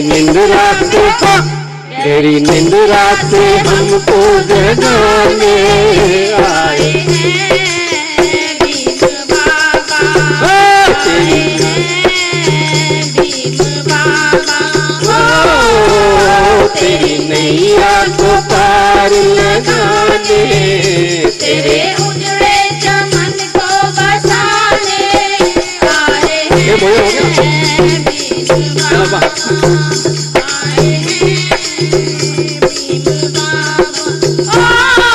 भूले थे दी, भूले थे दी, हम भटके थे राहों को भूले थे दी, ओ भूले थे दी, राह भूले थे दी, हम भटके थे राहों को भूले थे जी, राह भूलों को राह दिखाने आए हैं भीम बाबा, आए हैं भीम बाबा। ओ तेरी नैया को पार लगाने, तेरे उजड़े चमन को बसाने आए हैं भीम बाबा, आए हैं भीम बाबा। ओ होते थे जी जुल्म, होते थे जी हम दलितों पे भारी जुल्म, होते थे जी ओ होते थे जी जुल्म, होते थे जी हम दलितों पे भारी जुल्म, होते थे जी भारी जुल्मों से, भारी जुल्मों से हमको बचाने आए हैं भीम बाबा, आए हैं भीम बाबा। ओ तेरी नैया को पार लगाने, तेरे उजड़े चमन को बसाने आए हैं भीम बाबा, आए हैं भीम बाबा। ओ गाएंगे हम गीत, गाएंगे हम गीत बाबा के ही गुनगुनाएंगे हम, हो गाएंगे हम गीत, गाएंगे हम गीत बाबा के ही गुनगुनाएंगे हम। बुद्धि की राह पे, बुद्धि की राह पे गौतम को लाने आए हैं भीम बाबा, आए हैं भीम बाबा। ओ तेरी नैया को पार लगाने, तेरे उजड़े चमन को बसाने आए हैं भीम बाबा, आए हैं भीम बाबा। ओ तेरी नैया को पार लगाने, तेरे उजड़े चमन को बसाने आए हैं भीम बाबा, आए हैं भीम बाबा, आए हैं भीम बाबा। ये एक महत्वपूर्ण विषय के ऊपर वो अपना विचार व्यक्त करेंगे, आप लोगों का दिशा निर्देश करेंगे। काफी सालों से इस मुहिम को लेकर वो चल रहे हैं और कोई खास चीज आप लोगों को बताएंगे। तो मैं अनुरोध करूंगा हमारे मुख्य अतिथि श्रद्धेय हनुमंत उपरे साहब। जहां डॉक्टर बाबा साहब आम्बेडकर ने आज के दिन 1956 में धम्म क्रांति और धम्म परिवर्तन किया नागपुर के यहाँ दीक्षा भूमि में, वो महाराष्ट्र की भूमि से मैं यहाँ आया हूं। मित्रों, अभी यहाँ धम्म क्रांति के अवसर पे मैं कुछ बातें आपके सामने रख रहा हूं, जो कि अभी मैंने बहुत सारे लोगों के भाषण भी सुने हो। कोई लोगों ने बताया यहाँ पर दलित दलित नाम का उच्चार भी किया है, लेकिन बाबा साहब ने उनके किताबों में, उनके भाषण में दलित का कहां उच्चार नहीं किया। अस्पृश्य बोलते थे, अनटचेबल बोलते थे, लेकिन हम खुद को दलित दलित बोलते हैं। दोस्तों, अभी अभी बात चली कि हम धर्म को छोड़ के धम्म के तरफ जा रहे हैं, धर्म को छोड़ के धम्म के तरफ जा रहे हैं। देखो, जब धम्म का नाम लिया जाता है तो समता का प्रतीक हमारे सामने पैदा खड़े रहता है, समता। जब धर्म का नाम आता है तो विषमता का प्रतीक यहां हमारे सामने खड़े रहता है। धम्म बोले तो क्या है? धम्म बोले तो एकता है, धर्म बोले तो विभाजन है, धर्म बोले तो विभाजन है, चातुर्वर्ण व्यवस्था है, और धम्म बोले तो यहां पर क्या है? एकता है। ये देखो, धम्म बोले तो अनित्यवाद है ना, धम्म बोले तो अनित्यवाद है और धर्म बोले तो नित्यवाद है। धम्म बोले तो कौन सी भाषा आती है? जो बोली भाषा आती है, जम्मू द्वीप के अंदर जो बोली भाषा चलती थी उसको पाली भाषा बोलते हैं। पाली का मतलब क्या है? पाली का मतलब लीनते का पालन करना, लीनते का पालन करना, उसको पाली भाषा कहते हैं। और पाली भाषा किसने निर्माण की? ये मानव ने निर्माण की वाली पाली भाषा, बोली भाषा जिसको कहते हैं। धम्म बोले तो पाली भाषा आता है और धर्म बोले तो संस्कृत आता है, संस्कृत की भाषा आती है। किसने पैदा की संस्कृत? ईश्वर ने पैदा की। ईश्वर ने पैदा की, जो ईश्वर को हमने देखे ही नहीं है, जो ईश्वर को हमने देखे ही नहीं है। और ईश्वर को किसने पैदा किया? अभी बात हो गई यहां पर। संत कबीर का दोहा ही बोला गया। संत कबीर ने बोला था, पत्थर का सांप बनाया उसे पूजे लुगैया। सब पर पत्थर का सांप बनाया उसे पूजे लुगैया, जब असली सांप निकल आया तो काठी से बदड़ैया। ऐसा कैसा धर्म? तू पूजे पत्थर तो वो पूजू पहाड़। अरे तू एक छोटे पत्थर की पूजा करता है ना, तो मैं हिमालय पर्वत की पूजा करता हूं, संत कबीर बोलते हैं। 33 कोटि ईश्वर भगवान हमको देखेंगे क्या? ऐसा कैसा धर्म? हमारे महाराष्ट्र के अंदर टुकड़ोजी महाराज है, टुकड़ोजी महाराज, आप नाम सुने होंगे। हाँ, विदर्भ में से आए वाले टुकड़ोजी महाराज, वो बोलते हैं मट्टी का बोले तो मातीचा देव बनेला, मातीचा देव त्याला पावसाचा भेव, मराठी में बोलता है अभंग। मातीचा देव त्याला पावसाचा भेव, सोन्याचा देव त्याला चोराचा भेव, सोन्याचा देव त्याला चोराचा भेव, दगडाचा देव त्याला वड्ढाचा भेव। जो शिल्पकार रहता ना, वड्ढा बनाता है, पत्थर का देव उसको वड्ढर का डर। देव आशाने भेटणार नाही रे, देव बाजारातला भाजीपाला नाही रे, मनी नाही भाव म्हणे देवा मला पाव। ऐसा है। और जो पत्थर की मूर्त में जो प्राण प्रतिष्ठा करता है ना, वो कौन हुआ? वो पत्थर की मूर्ति का वो पालक हो गए, वो बाप हो गए। तो इसीलिए हम किधर धम्म और धर्म, हम अंधेरे से उजाले की तरफ जा रहे हैं। ये उजाला, धर्म को उजाला अपन बोलना चाहिए, जहां उजाला है, और धर्म जो है वो अंधेरा है। धर्म बोले तो अंधेरा है दोस्तों। इसलिए हम जो ये देश के अंदर आधे के ऊपर जो लोग हैं, बाबा साहब ने आर्टिकल 340 के अंदर ये आधे के ऊपर जो लोग हैं, जो सोशो एजुकेशनल बैकवर्ड है, उसको पिछड़ी जाति कहते हैं। हमारे इधर ओबीसी कहते हैं, कोई कौन से स्टेट में बीसी कहते हैं। अरे बाबा साहब आंबेडकर ने संविधान के अंदर 340 नंबर का कलम दिया। अरे हमारा विचार किया बाबा साहब आंबेडकर ने सबसे पहले, बाद में 341। अब यहां बैठे वाले क्या मालूम नहीं मुझे, कोई पिछड़े जाति के लोग है क्या नहीं, मुझे मालूम नहीं है। जो यादव जी है ना, तो यादव जी हमारा विचार किया है डॉक्टर बाबा साहेब आंबेडकर ने, बाद में 341 का विचार किया, बाद में शेड्यूल कास्ट का विचार किया, बाद में 342 यहाँ के शेड्यूल ट्राइब का विचार किया। अरे हमारा विचार किया बाबा साहेब आंबेडकर ने।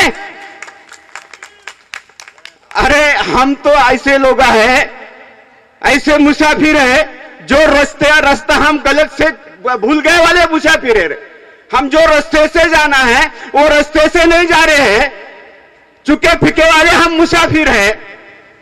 ऐसे मुसाफिर जिसको रास्ता ही मालूम नहीं है, ऐसे मुसाफिर है देश के अंदर आधे के ऊपर।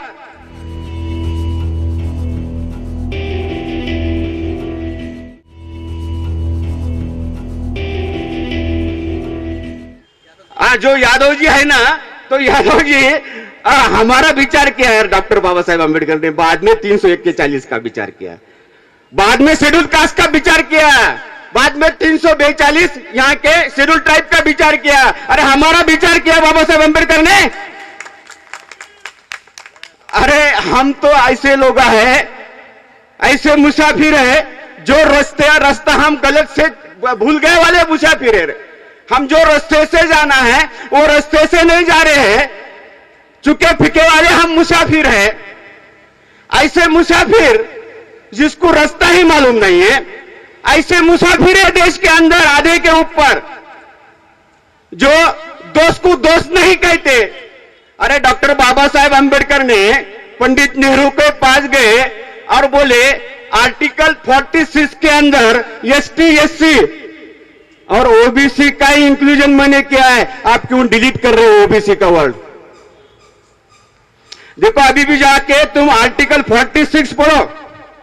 आर्टिकल 46 में बाबा साहब अंबेडकर ने एससी एसटी और ओबीसी ये तीनों ही वर्ड डाले थे। पंडित नेहरू ने ओबीसी को निकाल दिया। 1951 में बाबा साहब पंडित नेहरू के तरफ गए थे और उनको बोले थे, अरे भाई शेड्यूल 3 के मुताबिक यहां की ओबीसी की सेंसस करो ना, ओबीसी की जनगणना करो। एसटी एससी की जनगणना के साथ में ओबीसी की जनगणना होनी चाहिए। 1931 में ब्रिटिश सरकार ने ओबीसी की जनगणना की। 1950 का एक्ट है कि ओबीसी की जनगणना करनी चाहिए। हर समस्या का मूल जो है हमारी जनगणना है। ये देश के आधे के ऊपर जो लोग आए उनको क्यों बोल रहा है देश के आधे के ऊपर का लोग? ये जो पिरामिड है ना, उत्तरायण बोलते हैं हमारे महाराष्ट्र में, नीचे का गाड़गा है ना, गाड़गा, वो बहुत बड़ा जो गाड़गा है ना नीचे का, वो है पिछड़े जाति का है। वो हिलेंगे ना तो वो पिरामिड गिर जाएंगे, वो उत्तरायण गिर जाएंगे। ऊपर बैठे वाला 4 चक्के का गाड़गा जो है ना, हमको परकुलेट नहीं हो जाता है यहां पर, इसलिए ये लोगों को इग्नोर किया गया। बाबा साहब नेहरू के पास गए, अरे भाई आर्टिकल 46 में क्या ओबीसी वर्ड तुमने क्यों निकाले, ओबीसी की जनगणना क्यों नहीं कर रहे? तो पंडित नेहरू ने क्या कहा, mister Bhujbal, you are not belonging to OBC. I listens all about the thing about the SC and SC because you are belonging to SC SC. I will ask Mr. Gandhi about the OBC because you are not belonging to the OBC caste.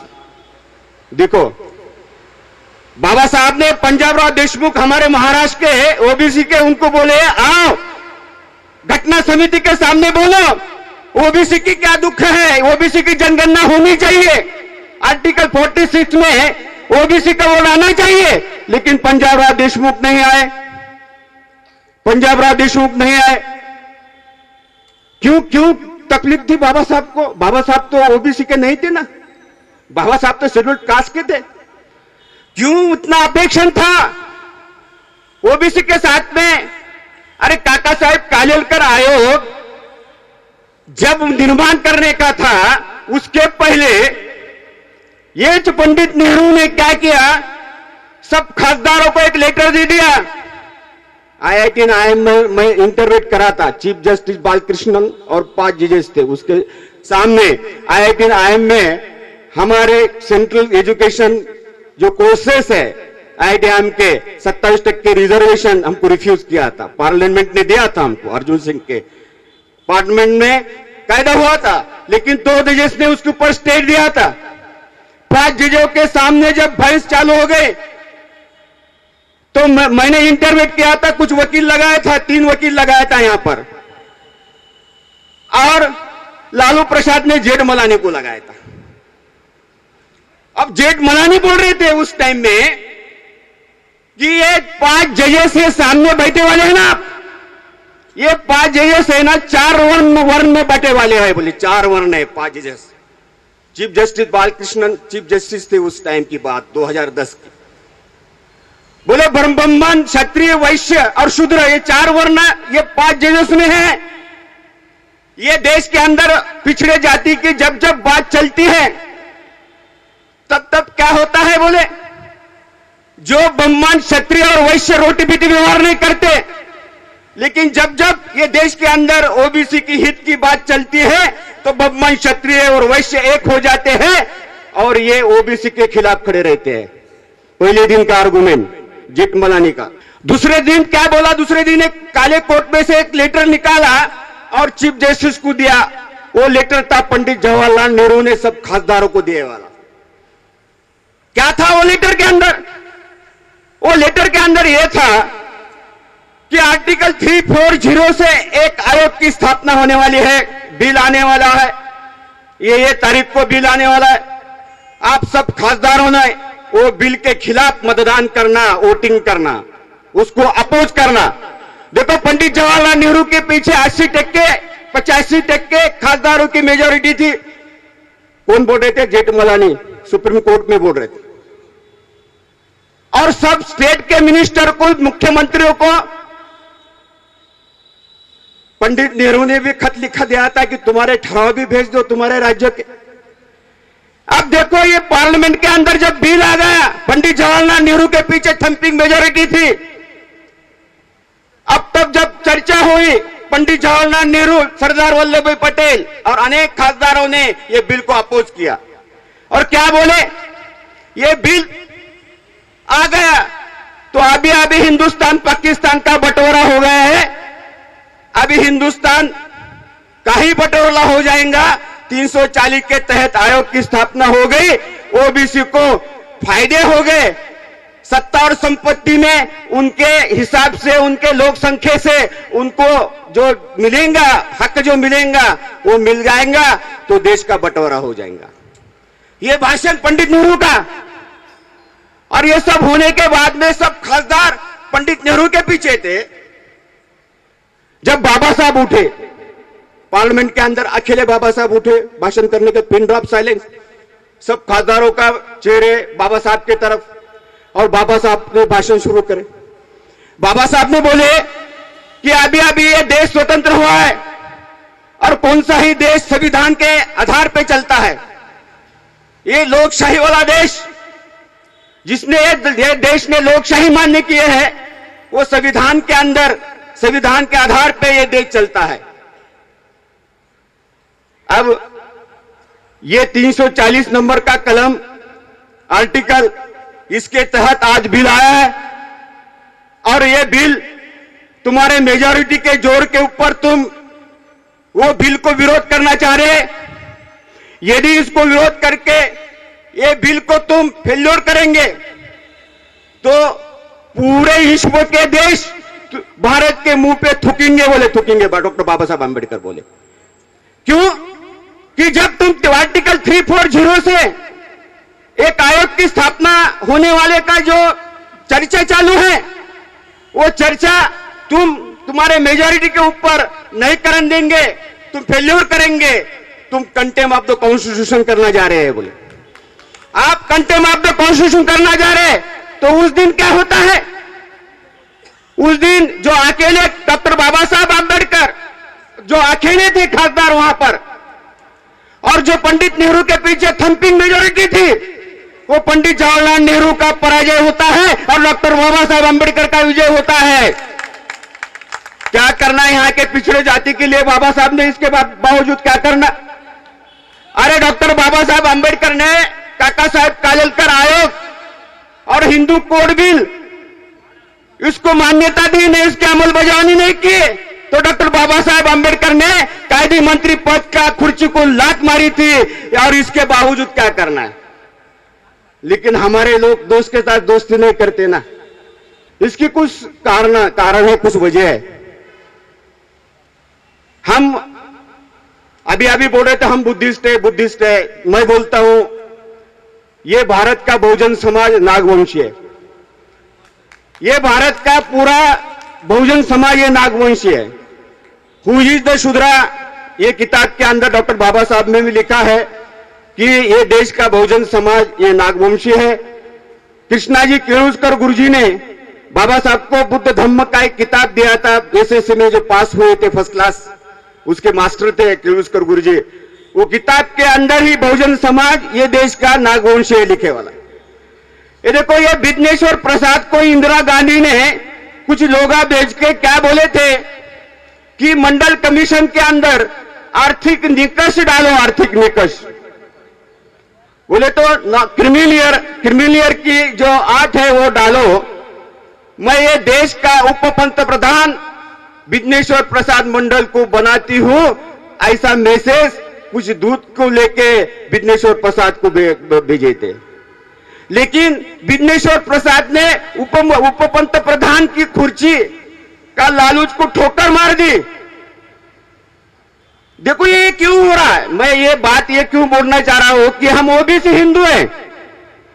हम OBC Hindu 365 दिन हिंदू धर्म के मुताबिक हिंदू धर्म का पालन पोषण जतन करते हैं।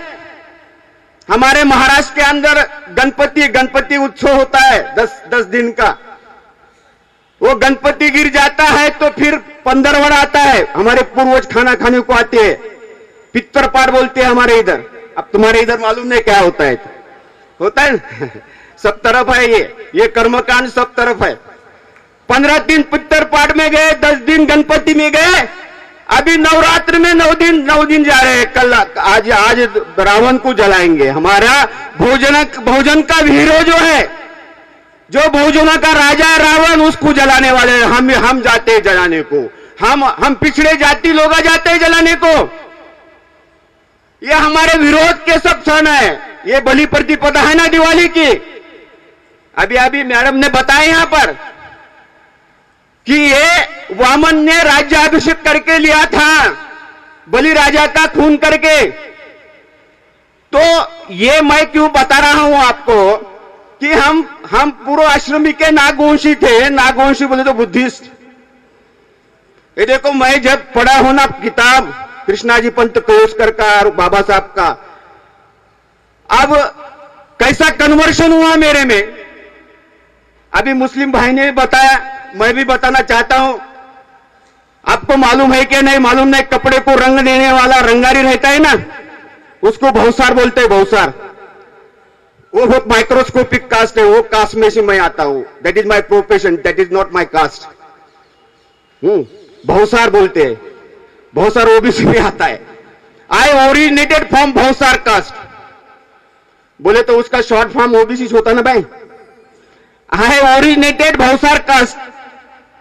When I read the books, Constitution of India, then I come to know that, Upre, you are originated from the Bhausar caste, but you are also other backward class. देखो क्लास से क्लास में convert हो गया मेरा। Conversion into class to caste to class, जात से वर्ग में मेरा कन्वर्शन हो गया। जब मैं बुद्धान धम्म पढ़ा, जब मैं बहुत सारे किताब पढ़ने लगा, तब मैं ये ओबीसी का लॉन्ग फॉर्म कैसे कर रहा हूं। ऊपरे you are a born in the original Bhavsar caste, you are a converted in the other backward class, but ऊपरे you are a also original Bharatiya community. देखो कास्ट क्लास और कम्युनिटी, देखो ये प्रवास कैसा है, कास्ट क्लास और कम्युनिटी। और जब मैं बुद्ध पढ़ा हूं, जब मुझे मालूम होगा मैं नागवंशी हूं, तब मुझे पता चला कि मैं born into Bhausar caste, I convert into the other backward class, I am the original Bharatiya community, but ऊपरे you are also original Buddhist cadre. OBC का मतलब क्या है, लॉन्ग फॉर्म क्या है, ओरिजिनल बुद्धिस्ट कैडर। ये हमारी जो पहचान है, आइडेंटिटी है, हम भूल गए ना। इसलिए महाराष्ट्र के अंदर हम ओबीसी का लॉन्ग फॉर्म जो करते हैं, original Buddhist cadre, original Buddhist हैं हम ये देश के नागवंशी हैं। और हम ये देश के नागवंशी हैं तो ऊपरे you are not in the caste, you are not in the class, you are not in the community, you are a Buddhist cadre.